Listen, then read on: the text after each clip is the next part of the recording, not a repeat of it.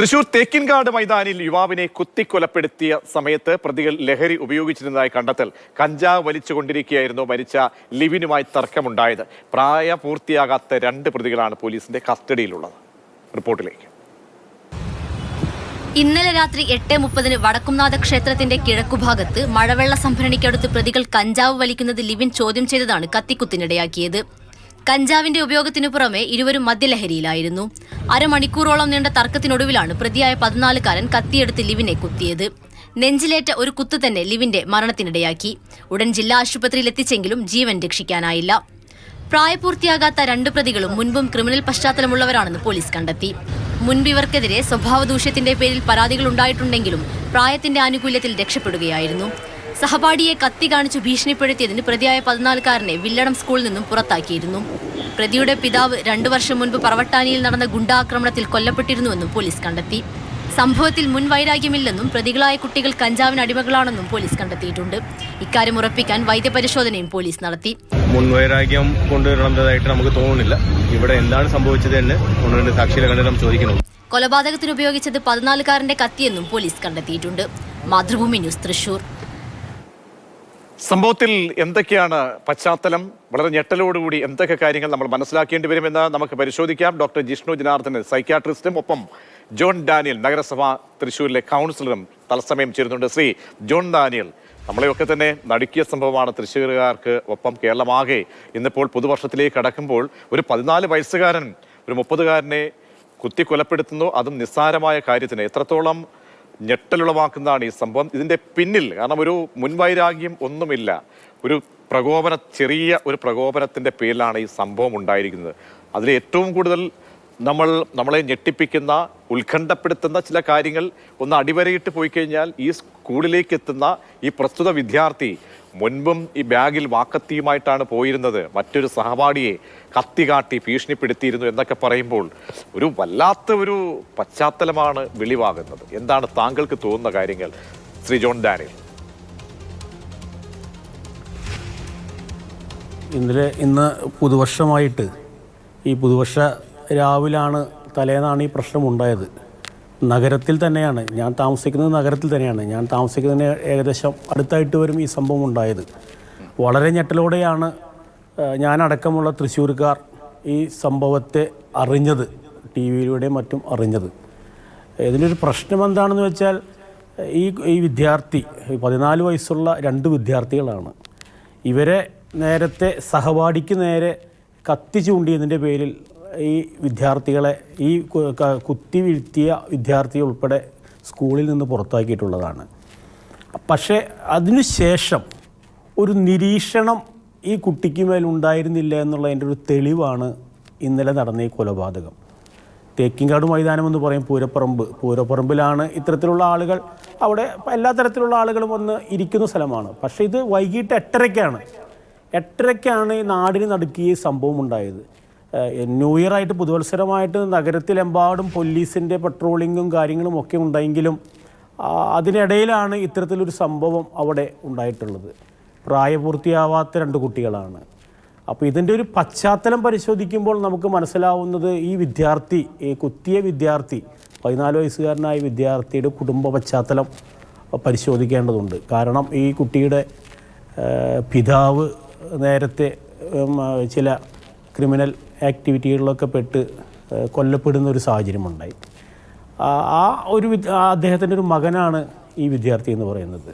അപ്പോൾ നമ്മുടെ മക്കളെ നമ്മൾ തന്നെയാണ് ശ്രദ്ധിക്കേണ്ടത്. ഈ പശ്ചാത്തലം അതാണ്. നമ്മുടെ മക്കളെ മാതാപിതാക്കൾ തന്നെയാണ് ആദ്യമായി ശ്രദ്ധിക്കേണ്ടത്.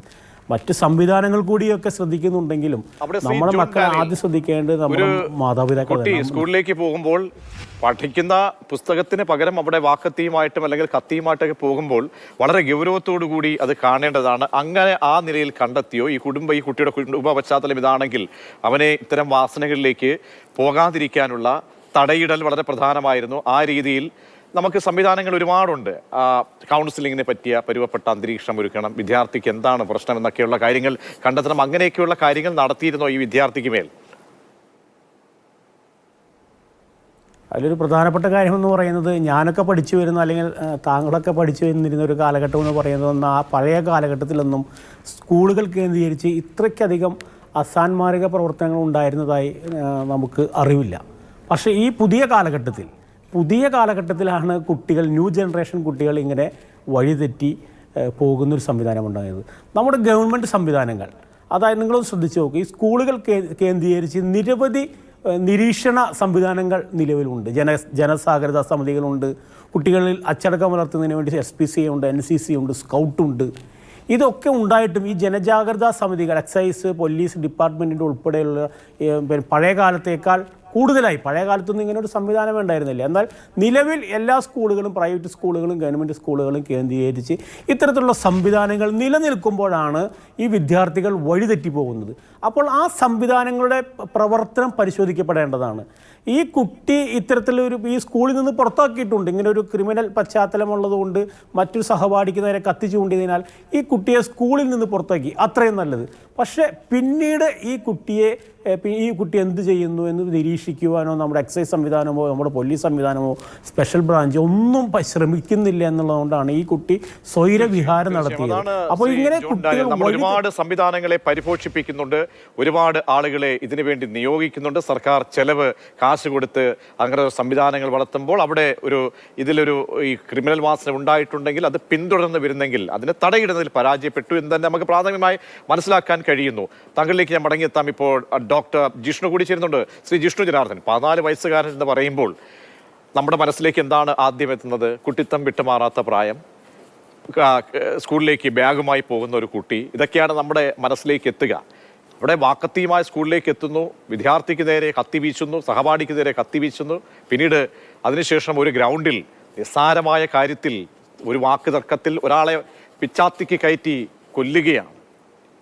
ഇതെങ്ങോട്ടാണ് ഈ പോക്ക്? ശ്രീ ജിഷ്ണു ജനാർദ്ദനൻ, ഈ സംഭവത്തെ താങ്കൾ ഏത് ദിശയിലാണ് കാണുന്നത്? ഹലോ, ഞാൻ സംസാരിക്കുന്നത് കേൾക്കാമോ താങ്കൾക്ക്? കേൾക്കുന്നുണ്ട്. തീർച്ചയായിട്ടും വളരെ ഞെട്ടിക്കുന്ന ഒരു സംഭവം തന്നെയാണ് നടന്നിട്ടുള്ളത്. അപ്പൊ ഈ ഒരു പർട്ടിക്കുലർ കേസ് അതിനെ കുറിച്ച് ഞാൻ സംസാരിക്കുന്നില്ല. കാരണം എന്താണെന്ന് വെച്ചാൽ സൈക്യാട്രിയുടെ ഒരു അടിസ്ഥാനപരമായിട്ടുള്ള തത്വമാണ് നാം നേരിട്ട് പരിശോധിക്കാത്ത ഒരു വ്യക്തിയുടെ രോഗാവസ്ഥയെക്കുറിച്ച് സംസാരിക്കരുത് എന്നുള്ളത്. എങ്കിൽ പോലും താങ്കൾ സൂചിപ്പിച്ച വണ്ണം ഇത്ര ഗ്രാവിറ്റി ഉള്ള ഒരു സംഭവം നടന്നു. ഇതുപോലെ കൊലപാതകം ഒരുപക്ഷെ ന്യൂസ് വരുന്നു, പക്ഷെ അതിൽ കുറഞ്ഞ ഗ്രാവിറ്റിയുള്ള നിരവധി സംഭവങ്ങൾ നിത്യേന ദിവസേന എന്നോണം നടന്നുകൊണ്ടിരിക്കുന്നു. അതിനുശേഷം ഒരുപക്ഷെ കൊലപാതകത്തെക്കാൾ ഗ്രാവിറ്റിയുള്ള സംഭവങ്ങൾ ഇനിയും നടക്കാൻ സാധ്യതയുണ്ടോ എന്നുള്ള നിലയ്ക്ക് ഇത് വളരെ അലാമിംഗ് ആയിട്ടുള്ള ഒരു സോഷ്യൽ ഇഷ്യൂ ആണ്. അപ്പൊ ഈ സോഷ്യൽ ഇഷ്യൂവിനെ നമ്മൾ അതിന്റെ ഗ്രാവിറ്റിയോടെ തന്നെ പരിഗണിച്ചേ പറ്റുള്ളൂ. അപ്പൊ എന്തുകൊണ്ട് ഇങ്ങനെ സംഭവിക്കുന്നു എന്ന് ചോദിച്ചാൽ, ഒരു സൈക്യാട്രിസ്റ്റിന്റെ കണ്ണിലൂടെ നോക്കുകയാണെങ്കിൽ സ്വാഭാവികമായിട്ടും ഇത്തരം പ്രവണതകൾ ഉണ്ടാകുമ്പോൾ ആദ്യം ഓർമ്മ വരുന്ന ചില കണ്ടീഷൻസ് ഉണ്ട്. ഒന്നാമത്തേത് ADHD ആൻഡ് കോണ്ടാക്ട് ഡിസോർഡർ. ഈ രണ്ട് അസുഖങ്ങൾ അല്ലെങ്കിൽ ചൈൽഡ്ഹുഡ് ബിഹേവിയറൽ ഇഷ്യൂസ് എന്ന് പറയും, പെരുമാറ്റ പ്രശ്നങ്ങൾ. അതിൽ ഈ ADHDയുടെ കാര്യം എടുത്ത് പരിശോധിക്കുകയാണെങ്കിൽ hyper activity, impulsivity and attention deficit. അതായത് നമുക്ക് നമ്മുടെ വികാരങ്ങളെ നിയന്ത്രിക്കാൻ പറ്റില്ല. ഒരു തർക്കമൊക്കെ ഏത് കാലത്തും, അതിന് കാലദേശ ഭേദമൊന്നുമില്ല, അല്ലെ, ഭാഷാഭേദമൊന്നുമില്ല. തർക്കമൊക്കെ എല്ലാ കാലത്തും ഉണ്ടാവും. പക്ഷെ ഒരു തർക്കം വരുമ്പോൾ അത് എങ്ങനെ പരിഹരിക്കണം? ഈ കേസിൽ തന്നെ നമുക്ക് അറിയാൻ കഴിഞ്ഞിരിക്കുന്ന വസ്തു എന്താണെന്ന് വെച്ചാൽ അവർ തമ്മിൽ മുൻകൂർ പരിചയം ഒന്നും തന്നെ ഇല്ല. അപ്പോൾ വരുംവരായികളെ കുറിച്ച് ഓർക്കാതെ എടുത്തു ചാടിയിട്ടുള്ള ഇമ്പൾസീവ് ആയിട്ടുള്ള ഒരു ആക്ട് ആണ് എന്ന് വേണം അനുമാനിക്കാൻ. ഇത് ADHD പോലെയുള്ള അസുഖങ്ങളിൽ വളരെ കോമൺ ആയിട്ട് വളരെ പ്രധാനപ്പെട്ട ഒരു കാര്യവും പിന്നീട് നേരത്തെ പറഞ്ഞുവല്ലോ, കുടുംബത്തിന്റെ പശ്ചാത്തലം. ഈ പ്രതിയായിട്ടുള്ള ഈ 14 വയസ്സുകാരന്റെ പിതാവ് ക്രിമിനൽ വാസനയുള്ള വ്യക്തിയാണ്. ഈ ഗുണ്ടാസംഘങ്ങൾ സംബന്ധിച്ചുള്ള ഒരു ആക്രമണത്തിൽ കൊല്ലപ്പെടുന്ന സാഹചര്യവും ഉണ്ടായിട്ടുണ്ട്. അപ്പോൾ അതുകൂടി ഇതിന്റെ ഈ കുറ്റകൃത്യത്തിലേക്കൊക്കെയുള്ള പ്രധാനപ്പെട്ട കാരണങ്ങളായി ഭവിച്ചേക്കാം. അത് ഒരു ശാസ്ത്രീയമായ അല്ലെങ്കിൽ മനഃശാസ്ത്ര തലത്തിൽ എങ്ങനെയാണ് നമുക്കതിനെ കൂടിയൊന്ന് ഈ സാഹചര്യങ്ങൾ പരിശോധിക്കാൻ കഴിയുക? തീർച്ചയായിട്ടും സൈക്യാട്രിയിൽ അതിന് ബയോ സൈക്കോ സോഷ്യൽ മോഡൽ എന്നാണ് പറയുക. അതായത് ബയോളജിക്കൽ വൾണറബിലിറ്റി, ഒരാളുടെ ജൈവികമായിട്ടുള്ള വാസനകൾ, ചോദനകൾ എന്ന് പറയും. അപ്പോൾ നമ്മുടെ തലച്ചോറിന്റെ ഫ്രണ്ട് ഭാഗം, അതായത് ഈ ഭാഗമാണ് എവിടെ എങ്ങനെ എപ്പോൾ എങ്ങനെ പെരുമാറണം, നമ്മുടെ പെരുമാറ്റങ്ങളെ നിയന്ത്രിക്കണം. നമുക്കിപ്പോൾ പലരോടും ദേഷ്യവും വെറുപ്പും ഒക്കെ തോന്നുമല്ലേ, പക്ഷെ അപ്പോൾ അയാളെ കായികമായി കീഴടക്കാതെ നമ്മുടെ അപ്പോഴുണ്ടാകുന്ന വികാരത്തെ സംസ്കരിച്ചെടുക്കുന്നതിനെയാണല്ലോ നാം സംസ്കാരം എന്ന് പറയും. ഈ സംസ്കരിച്ചെടുക്കുന്ന പ്രക്രിയ നടക്കുന്നത് നമ്മുടെ പ്രീ ഫ്രോണ്ടൽ കോർട്ടക്സിലാണ്. എന്നാൽ ADHD പോലെയുള്ള അവസ്ഥയിൽ പ്രീ ഫ്രോണ്ടൽ കോർട്ടക്സിൽ ഡോപ്പമിൻ, നോറെപ്പിനെഫ്രിൻ എന്നീ തന്മാത്രകൾ കുറവായിരിക്കും. അപ്പോൾ എടുത്തു ചാടിയിട്ടുള്ള പ്രവണതകൾ കൂടുതലായിരിക്കും. രണ്ടാമത്തേത് സൈക്കോ സോഷ്യൽ മോഡൽ. താങ്കൾ ഇപ്പോൾ വളരെ കറക്റ്റായി സൂചിപ്പിച്ചതുപോലെ നമ്മുടെ ചൈൽഡ്ഹുഡ്, ബാല്യകാലം എന്ന് പറയുന്ന ഒരു വ്യക്തിയുടെ ജീവിത അവസാനം വരെയും നിലനിൽക്കുന്ന, പ്രതിഫലിക്കുന്ന പ്രധാനപ്പെട്ട ഒരു ടൈമാണ്. ആ ടൈമിൽ വേണ്ടത്ര പാരന്റൽ സൂപ്പർവിഷൻ, രക്ഷിതാക്കളുടെ വേണ്ടത്ര ശ്രദ്ധ കിട്ടുന്നില്ല, അല്ലെങ്കിൽ പ്യൂണിറ്റീവ് പാരന്റിങ്, വളരെ അടിച്ചും അങ്ങനെ ക്രൂരമായിട്ടുള്ള ശിക്ഷാവിധികൾ നേരിട്ട് വളർന്നു വരുന്ന കുട്ടികൾ, ഇത്തരം കുട്ടികളിലൊക്കെയും കോണ്ടാക്ട് ഡിസോർഡർ, അതായത് നിയമത്തെ എതിർക്കുക, നിയമലംഘനം ആവർത്തിച്ച് നടത്തുക, ശാരീരികമായിട്ടുള്ള അക്രമങ്ങൾ നടത്തുക, മറ്റു കുട്ടികളോട് അല്ലെങ്കിൽ മൃഗങ്ങളോടൊക്കെ ക്രൂരതകൾ കാണിക്കുക, ഇത്തരത്തിലുള്ള പ്രവണതയാണ് കോണ്ടാക്ട് ഡിസോർഡർ. അവിടെയാണ് ശ്രീ ജിഷ്ണു ജനാർദ്ദനൻ, ഇവിടെ ഇപ്പോൾ ഒരു കുട്ടി വലിയൊരു ക്രൈം നടത്തിയിരിക്കുകയാണ്. അതായത് സഹപാഠിയെ കത്തി വീശുന്നു. അപ്പോൾ അവിടുത്തെ അധ്യാപകർക്ക് ഇത് അറിയാമായിരുന്നു, അധ്യാപകർ കണ്ട് പോലീസിന് ഇത് അറിയാമായിരുന്നു. അവിടെ ഒരു സസ്പെൻഷൻ നടപടി അല്ലെങ്കിൽ ഒരു ക്രൈം കേസ് അല്ലെങ്കിൽ ജുവനൈൽ ആക്ട് പ്രകാരം അല്ലെങ്കിൽ ആ ഒരു പ്രായപരിധിക്ക് ഇപ്പുറത്ത് നിന്നുകൊണ്ടുള്ള ഒരു പോലീസ് കേസോ അല്ലെങ്കിൽ രജിസ്റ്റർ ചെയ്ത് അതങ്ങ് വിടുകയായിരുന്നില്ല ചെയ്യേണ്ടിയിരുന്നത് എന്നല്ലേ? ആ വ്യക്തിയെ മോണിറ്റർ ചെയ്യാനുള്ള ഒരു അവസരം ഉണ്ടായിരുന്നു. എന്തുകൊണ്ട് ഇവൻ ഈ കുറ്റകൃത്യത്തിൽ പെടുന്നുണ്ട്, ഇവന്റെ കുടുംബ പശ്ചാത്തലം ഇതാണ്, അങ്ങനെയെങ്കിൽ നൽകാൻ കഴിയുന്ന ഒരു ഷോക്ക് ഇത്തരം ആളുകൾക്ക് കുട്ടിക്കാലം തൊട്ടേ ഏൽക്കുന്നുണ്ടെങ്കിൽ അവരെ തിരുത്താൻ പറ്റുന്ന പരുവപ്പെട്ട ഒരു അന്തരീക്ഷം നമുക്കിന്നില്ലേ? അത് ഫോളോ ചെയ്തില്ല എന്നതും മറ്റൊരു രീതിയിലൊരു പോരായ്മയല്ലേ ശ്രീ ജിഷ്ണു? അത് സമൂഹത്തിന്റെ ഒരു കളക്റ്റീവ് ഫെയിലിയർ എന്നായിരിക്കും പറയേണ്ടി വരിക. റാദർ ദാൻ നമ്മുടെ ഇന്ന് ഒരു സംഭവം ഉണ്ടാകുമ്പോൾ ഇന്നാരാണ് ഇതിലെ പ്രതി, അവരാണ് റെസ്പോൺസിബിൾ എന്നതിന് പകരം as a society we failed, ഒരു സമൂഹം എന്ന നിലയ്ക്ക് നമ്മൾ പരാജയപ്പെട്ടു എന്നാണ് കരുതുന്നത്. കാരണം ഇത് ബഹുമുഖമായിട്ടുള്ള ഒരു പ്രക്രിയയാണ്. കേവലം അധ്യാപകർക്ക് മാത്രം, കാരണം അധ്യാപകർക്ക് അവരുടെ ഇടപെടലിന്റെ സ്ഫിയറിന് ഒരു പരിധിയുണ്ട് അല്ലെ. ഈ ഒരു കുട്ടി മാത്രമല്ല, നിരവധിയായിട്ടുള്ള കുട്ടികൾ അവിടെ ഉണ്ട്. അവരെയൊക്കെ സൂപ്പർവൈസ് ചെയ്യേണ്ട ഉത്തരവാദിത്തം അധ്യാപകർക്കുണ്ട്. അപ്പോൾ അധ്യാപകർ മാത്രമല്ല, അധ്യാപകർ, രക്ഷിതാക്കൾ, നമ്മുടെ നിയമവ്യവസ്ഥ എല്ലാം കൂടെ ഒരുമിച്ച് ചേർന്നാൽ മാത്രമേ ഇതിനെ തടുക്കാൻ പറ്റുകയുള്ളൂ. പക്ഷേ ഇത് സംഭവിച്ചു. നമുക്ക് എന്താണ് ഇതിൽ നിന്ന് പാഠങ്ങൾ ഉൾക്കൊള്ളണം. അപ്പൊ ഇത്തരത്തിലുള്ള ഒരു ബാക്ക്ഗ്രൗണ്ട്, ഒരു ബയോ സൈക്കോ സോഷ്യൽ ബാക്ക്ഗ്രൗണ്ടിന്റെ പുറത്ത് അടുത്ത തേർഡ് ഹിറ്റിംഗ് ഏജന്റ് ആയിട്ട് ആക്ട് ചെയ്യുന്നത് ആരാണ്? അത് തീർച്ചയായിട്ടും ലഹരി വസ്തുക്കളാണ്. ഇത്തരം എടുത്തുചാട്ട സ്വഭാവമുള്ള, കുറ്റകൃത്യ സ്വഭാവമുള്ള ഒരു തലച്ചോറിന്റെ പുറത്ത് ഡ്രഗ്സ് ആക്ട് ചെയ്യുമ്പോൾ, മദ്യമാവട്ടെ കഞ്ചാവട്ടെ ആക്ട് ചെയ്യുമ്പോൾ, അത് നമ്മുടെ ഇൻഹിബിഷൻസിനെ, നമ്മുടെ അരുത് എന്ന് പറയുന്ന നമ്മുടെ തലച്ചോറിന്റെ ഭാഗങ്ങളെ വീണ്ടും തളർത്തുകയും നമ്മുടെ ജഡ്ജ്മെന്റും പ്രീ ഫ്രോണ്ടൽ കോർട്ടക്സിന്റെ ഒരു ഫംഗ്ഷനാണ്, അതിനെയും വീണ്ടും തളർത്തുകയാണ് ചെയ്യുക. അപ്പൊ ലഹരി എന്നും പറയുന്നത് ഇത്തരത്തിലൊരു പെട്രോളിലേക്ക് നമ്മൾ തീപ്പെട്ടി കത്തിച്ചിടുന്ന പോലെ ആളി കത്തിക്കുന്ന വ്യവസ്ഥയാണ്. അവിടെ നാം ചർച്ച ചെയ്യേണ്ട മറ്റൊരു പ്രധാനപ്പെട്ട വസ്തുതയുണ്ട്. കാരണം എന്തെന്ന് വെച്ചാൽ, ഈ ലഹരി ഉപയോഗിക്കുന്നത് വളരെ കൂൾ ആയിട്ട്, വളരെ ഒരു സാധാരണമായിട്ടുള്ള ഒരു പ്രക്രിയ, അല്ലെങ്കിൽ തെറ്റൊന്നുമില്ലാത്ത കാര്യമായിട്ട് അത്തരത്തിലുള്ളൊരു സാമൂഹ്യ പ്രവണത, ഒരു സോഷ്യൽ ട്രെൻഡ് നമ്മുടെ നാട്ടിൽ നിലവിലുണ്ട്. നമ്മളിപ്പോ ഇൻസ്റ്റാഗ്രാം ഒക്കെ, ഒരുപക്ഷെ നിങ്ങളൊക്കെ കൂടുതൽ അറിവുള്ളവരായിരിക്കും, ഇൻസ്റ്റാഗ്രാം ഒക്കെ എടുത്ത് നോക്കുകയാണെങ്കിൽ കഞ്ചാവ് ഒക്കെ റെയ്ഡ് ചെയ്ത് പിടിക്കുന്ന പോലീസിനെയൊക്കെ നിരന്തരമായി ട്രോൾ ചെയ്യുന്നു. അല്ലെങ്കിൽ ഇത്തരം ലഹരി വസ്തുക്കൾ ഉപയോഗിക്കാത്ത കുട്ടികളെ വൈബില്ലാത്ത ആൾക്കാർ, അല്ലെങ്കിൽ തന്ത വൈബ്, അല്ലെങ്കിൽ പാൽക്കുപ്പി എന്ന തരത്തിലൊക്കെയും അപഹസിക്കുന്നു, ഒറ്റപ്പെടുത്തുന്നു. അപ്പൊ അത്തരം സാഹചര്യങ്ങളിൽ ഇത് ഉപയോഗിക്കാത്തൊരു വ്യക്തി എന്താണ് മനസ്സിലാക്കുന്നത്?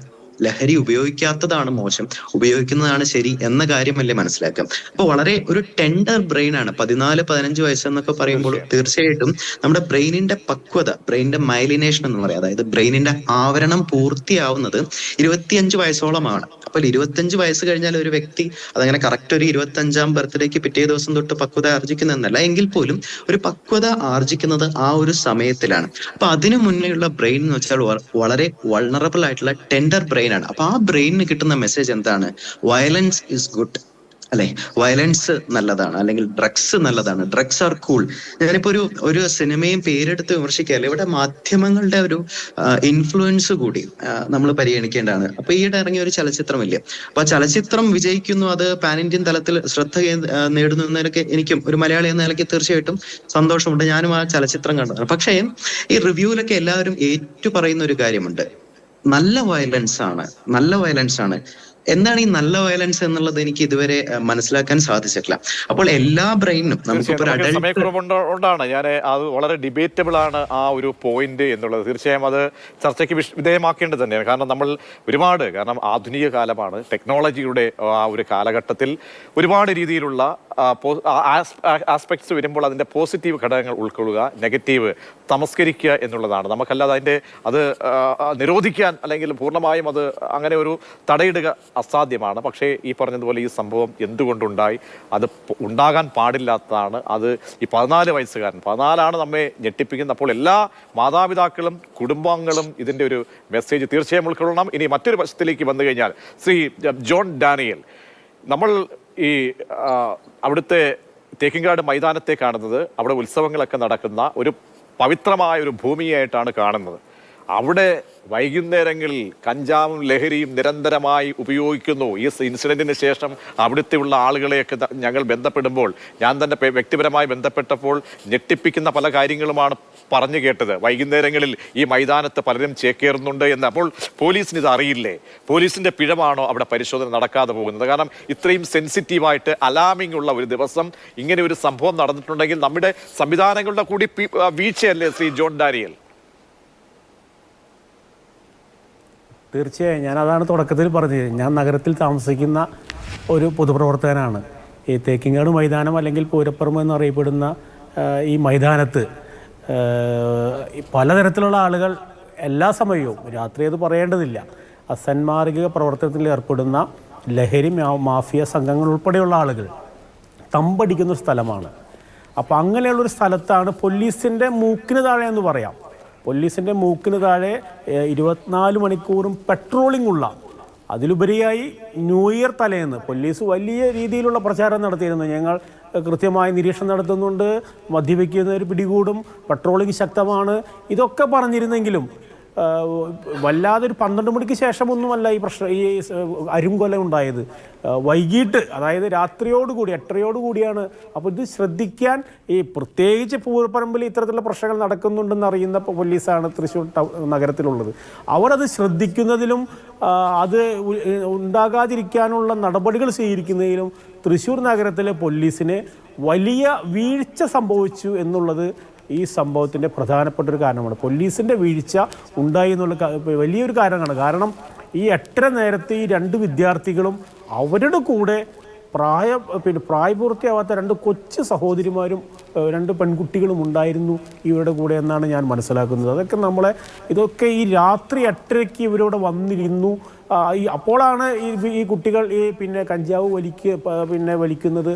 ഈ കുത്തേറ്റ് മരിച്ചു വീണ വ്യക്തി ശ്രീ ജോൺ ഡാനിയൽ, അവിടെ ഈ സ്പെഷ്യൽ ഡ്രൈവ് ഒന്നും നടക്കുന്നില്ലേ? സ്പെഷ്യൽ സംയോജിത പരിശോധനകൾ നടക്കുന്നില്ല? കാരണം ഇത് വളരെ ഗുരുതരമായ പ്രശ്നമാണ്. 14-കാരൻ കത്തിയെടുത്ത് ഒരാളെ ഇല്ലാതാക്കുന്നു എന്ന് പറയുമ്പോൾ നമുക്കതവിടെ ഒരു ഫുൾ സ്റ്റോപ്പ് ഇട്ടോ അല്ലെങ്കിൽ അർത്ഥവിരാമം ഇട്ടൊന്നും പോകാൻ കഴിയില്ല. അപ്പോൾ ഇതിലൊരു വ്യാപകമായിട്ടുള്ള നടപടികൾ വേണം, പരിശോധനകൾ അങ്ങനെ ഉണ്ടെങ്കിൽ ശക്തമാക്കണം. അങ്ങനെ ഒന്നും ഇല്ലേ അവിടെ?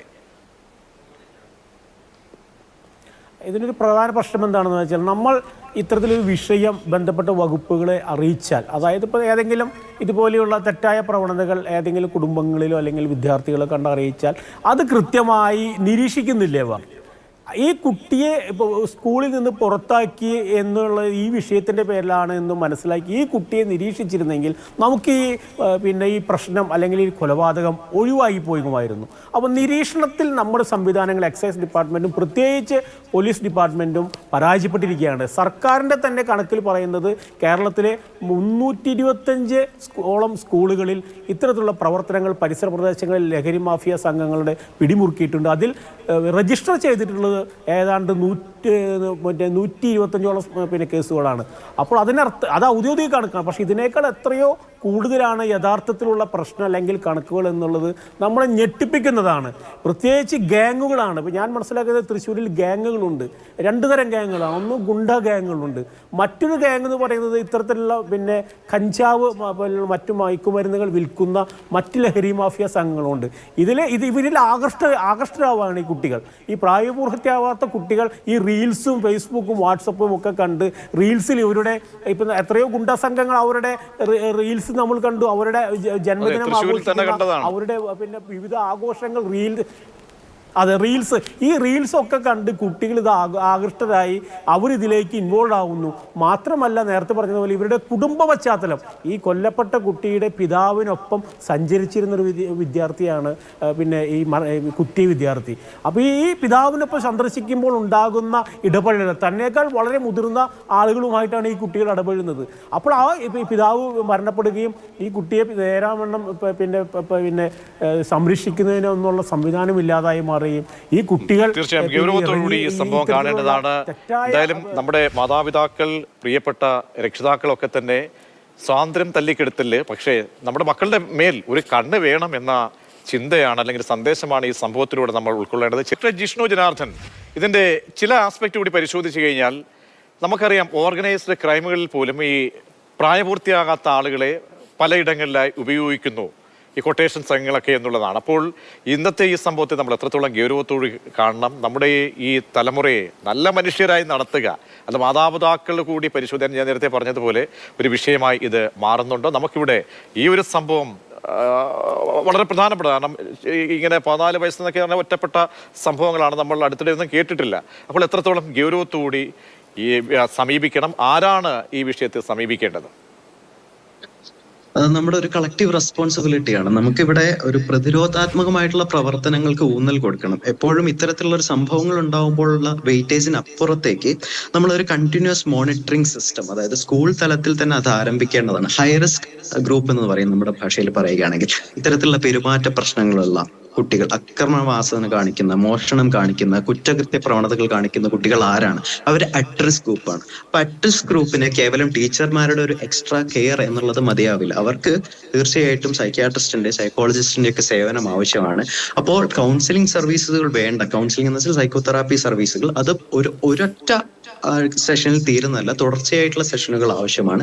ചിലരിലെങ്കിലും ഇത്തരം ആക്രമണവാസന അതെല്ലാം കൺട്രോൾ ചെയ്യാനായിട്ട് നമുക്ക് മരുന്ന് ചികിത്സ ആവശ്യമാണ്. പക്ഷെ നമ്മുടെ ഒരു പശ്ചാത്തലത്തിൽ, നമ്മുടെ സാമൂഹ്യ പശ്ചാത്തലത്തിൽ ഇത്തരത്തിലുള്ള പ്രശ്നങ്ങൾക്കൊക്കെ മരുന്ന് ചികിത്സ എന്ന് പറയുമ്പോൾ അത് ഉൾക്കൊള്ളാൻ മാത്രം നമ്മുടെ സമൂഹം വളർന്നിട്ടില്ല. എന്നാൽ പാശ്ചാത്യ രാജ്യങ്ങൾ, ഓസ്ട്രേലിയയിലൊക്കെ ആണെങ്കിൽ ചൈൽഡ് ആൻഡ് അഡോളസന്റ് സൈക്യാട്രി എന്ന് പറയുന്ന ഇതിലധികം വളരെയധികം ഫോക്കസ്ഡ് ആയിട്ടുള്ള ഒരു ബ്രാഞ്ചാണ്. അപ്പോൾ അത്തരത്തിലുള്ള പ്രതിരോധാത്മകമായിട്ടുള്ള പ്രവർത്തനങ്ങൾ ഒരു വശത്തൂടെ നടത്തും. മറുവശത്ത് താങ്കൾ നേരത്തെ സൂചിപ്പിച്ച പോലെ എക്സൈസ് ഡിപ്പാർട്ട്മെന്റ് ഒക്കെ ഇത്തരം ലഹരിയുടെ അവൈലബിലിറ്റി കുറയ്ക്കാൻ, ലഹരി എന്ന് പറയുന്ന എന്തിനേയും എക്സാസർബേറ്റ് ചെയ്യുന്ന ഒരു വസ്തുവാണ്. അപ്പൊ ലഹരിയുടെ അവൈലബിലിറ്റി കുറയ്ക്കാനുള്ള ശ്രമങ്ങൾ തീർച്ചയായിട്ടും ഊർജിതമാക്കേണ്ടതാണ്. അതിപ്പോൾ ഇല്ല എന്നല്ല പറയുന്നത്, പക്ഷേ നമ്മുടെ സിസ്റ്റം ഒന്നുകൂടി ഉണർന്ന് പ്രവർത്തിച്ചാലേ നമുക്ക് ഇത്തരം സംഭവങ്ങൾ ഇനി ആവർത്തിക്കാതിരിക്കാൻ സാധിക്കുള്ളൂ.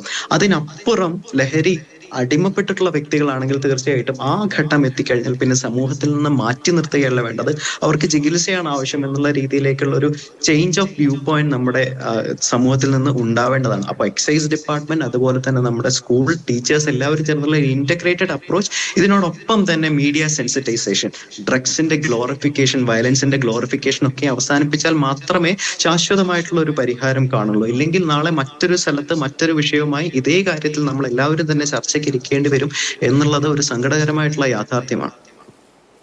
തീർച്ചയായും വളരെ വ്യക്തമാണ് താങ്കളുടെ പോയിന്റുകൾ. അവസാനമായി ശ്രീ ജോൺ ഡാനിയൽ, 2024 ഒരുപാട് വേദനകൾ സമ്മാനിച്ചാണ് നമ്മെ വിട്ടുപോയത്. ആ 2024 പ്രധാനപ്പെട്ട ഒന്നായിരുന്നു ഈ ലഹരി മാഫിയയുടെ ഇങ്ങനെ തഴച്ച് വളരെ രാസ ലഹരിയിലേക്ക് നമ്മുടെ കുട്ടികൾ വന്നു ഭവിക്കുന്നു. അത് മുൻനിർത്തി ഉണ്ടാകുന്ന കുറ്റകൃത്യങ്ങൾ, പിന്നീട് മറ്റൊന്ന് ഈ പറയുന്ന മരണപ്പാച്ചിലും നിരത്തുകളിലെ നിലവിളികളും നിരത്തിൽ പൊലിയുന്ന ആളുകളുടെ എണ്ണം കൂടുന്നത്. അപ്പോൾ രണ്ട് പ്രധാനപ്പെട്ട വിഷയമാണ് 2014 നമ്മൾ ചർച്ച ചെയ്ത്. 2025 എത്തുമ്പോൾ നമുക്ക് നിശ്ചയദാർഢ്യത്തോടുകൂടി പോകേണ്ടതുണ്ട്. ഇത്തരം സംഭവങ്ങളിൽ നഗരസഭ കൗൺസിലർ, നഗരസഭ ഇതിനൊക്കെ വലിയ ഉത്തരവാദിത്തമുണ്ട്. താങ്കൾ നേരത്തെ പറഞ്ഞല്ലോ, തൃശ്ശൂരിലെ പവിത്രമായ ഒരിടത്ത് കഞ്ചാവിൻ്റെയും ലഹരിയുടെയൊക്കെ തന്നെ ഗന്ധം, പുകയുടെ ഗന്ധം ഉണ്ടാകുന്നുണ്ടെങ്കിൽ നമുക്ക് ഒരു തിരുത്തലിൻ്റെ തുടക്കം ഉണ്ടാകണം. ആ നിലയ്ക്ക് എന്തൊക്കെ ഇടപെടൽ എക്സൈസ് സംവിധാനങ്ങളുടെയും പോലീസിൻ്റെയൊക്കെ ഭാഗത്തു നിന്നും ഉണ്ടാകേണ്ടതാണ്? ഇതിലൊരു കൂട്ടായ ഒരു പ്രവർത്തനമാണ്. അതായത് തദ്ദേശ സ്ഥാപനങ്ങൾ, എക്സൈസ് വകുപ്പ്, പോലീസ് വകുപ്പ്, ഇത് ഒരുമിച്ച്, പ്രത്യേകിച്ച് അധ്യാപകർ, കുട്ടികൾ വീട്ടിൽ നിന്ന് സ്കൂളിലേക്ക് പോകുന്നു കഴിഞ്ഞാൽ ഭൂരിഭാഗം സമയവും സ്കൂളിലാണ്. ഇവരെ നിരീക്ഷിക്കാൻ അധ്യാപകർക്ക് കഴിയും. അപ്പോൾ സ്കൂളിലെ കുട്ടികൾക്കുണ്ടാകുന്ന ഭാവമാറ്റങ്ങൾ, അവരുടെ പെരുമാറ്റത്തിലെ മാറ്റങ്ങൾ, മറ്റു കുട്ടികളുള്ള ഇടപെടൽ, ഇതൊക്കെ മനസ്സിലാക്കി ഇവരെ പ്രത്യേകം സെലക്ട് ചെയ്ത് ഒബ്സർവ് ചെയ്ത് ഇവരുടെ കുറ്റവാസനകൾ, ലഹരി വാസനകൾ ഉൾപ്പെടെ ബന്ധപ്പെട്ട അധികാരികളെ അറിയിക്കുക എന്നുള്ളതിൻ്റെ ഇതുൾപ്പെടെയുള്ള കൂട്ടായ പ്രവർത്തനങ്ങൾ അഭികാമ്യമായ ഒരു സാഹചര്യത്തിലൂടെയാണ്, ഒരു കാലഘട്ടത്തിലൂടെയാണ് പൊതുസമൂഹം പോയിക്കൊണ്ടിരിക്കുന്നത്. ഇത് ആർക്കെങ്കിലും സംഭവിക്കുന്ന ഒരു പ്രശ്നമായി പൊതുസമൂഹം കാണാതെ നാളുകളിൽ നമ്മൾക്കിടയിലും നമ്മുടെ കുടുംബത്തിലും ഇത്തരത്തിലുള്ള പ്രശ്നങ്ങൾ കടന്നു വരും എന്ന ചിന്തയോടുകൂടി ഇതൊരു പൊതുവിഷയമായി ഞാനും നിങ്ങളും അടങ്ങുന്ന പൊതുസമൂഹം ഇപ്പോൾ വരുന്ന മറ്റൊരു വാർത്ത കൂടി ഉണ്ട് ശ്രീ ജോൺ ഡാനിയൽ. അതായത് അതിന്റെ ഡീറ്റെയിൽസ് ലിഷോയ് നൽകും ഇടവേളയ്ക്ക് ശേഷം. അതായത് എന്നാലും ഞാൻ പറഞ്ഞു പോവുകയാണ്, തൃശ്ശൂർ വീണ്ടും ഒരു കത്തിക്കുത്ത് ഉണ്ടായിരിക്കുന്നു. പുതുവർഷം ആശംസിക്കാത്തതിന് തൃശ്ശൂർ മുള്ളൂർക്കരയിൽ യുവാവിനെ കുത്തി വീഴ്ത്തി എന്ന ഒരു വാർത്ത കൂടി വരികയാണ്. അപ്പോൾ നമ്മൾ നിസ്സാരമായി കണ്ടുകൂടാ. അതെ അതെ അതെ ഞാനത് ശ്രദ്ധിച്ചു. കത്തിക്കുത്ത് ഇതുണ്ടായിട്ടുള്ളത് പുതുവത്സരാശംസ നേരാത്തതിന് ഇദ്ദേഹത്തെ കുത്തിവീഴ്ത്തുകയാണ്. അപ്പോൾ നേരാത്തതിന് പുതുവത്സരം പറയാത്തതിന്, ഇന്ന് പുതുവത്സരമാണ് നിനക്കെൻ്റെ ആശംസകളെന്ന് പറയാത്തത് കൊണ്ടാണ് ഇദ്ദേഹത്തെ കുത്തിവീഴ്ത്തിയത്. അപ്പോൾ നിരത്തിലായാലും വാഹനം ഓടിക്കുന്നവരായാലും ഇപ്പോൾ ഇന്നുണ്ടായ സംഭവത്തിലായാലും ലഹരിയുടെ ഒരു സാന്നിധ്യം, അത് മദ്യത്തിൻ്റെതായാലും പുതിയ തരം മയക്കുമരുന്നുകളുടെ ആയാലും കഞ്ചാവിൻ്റെ ആയാലും ഉള്ള സ്വാധീന ശക്തി എന്ന് പറയുന്നത് വളരെ കൂടുതലാണ്. അതുകൊണ്ട് തന്നെ അതിനെ നേരിടാൻ, ശക്തമായി നേരിടാൻ നമ്മുടെ നിലവിലുള്ള സംവിധാനങ്ങൾ പരിപോഷിപ്പിക്കണം. അത് ഗവൺമെൻറ് തലത്തിൽ അതിന് പിന്നെ പരസ്യങ്ങൾ നൽകിയാൽ പോരാ, പ്രവർത്തനങ്ങൾ ഏകോപിപ്പിച്ച്, പ്രത്യേകിച്ച് വിദ്യാലയങ്ങൾ കേന്ദ്രീകരിച്ച്, കോളേജുകൾ കേന്ദ്രീകരിച്ച് ഇതിൻ്റെ പ്രവർത്തനങ്ങൾ ഏകോപിപ്പിച്ച് മുന്നോട്ട് കൊണ്ടുപോയാൽ, പ്രത്യേകിച്ച് തദ്ദേശ സ്ഥാപനങ്ങൾ, ഞാനതിനൊരു സ്വയം വിമർശനപരമായി എടുക്കുകയാണ്, പ്രത്യേകിച്ച് തദ്ദേശ സ്ഥാപനങ്ങൾ കൂടി ഇതിൽ പിന്നെ കാര്യക്ഷമമായി ഇടപെടാൻ കഴിഞ്ഞാൽ നമുക്കൊരു പരിധിവരെ ഈ പ്രശ്നത്തെ പിടിച്ചു നിർത്താൻ സാധിക്കുമെന്നുള്ള കാര്യത്തിൽ ഒരു തർക്കവുമില്ല.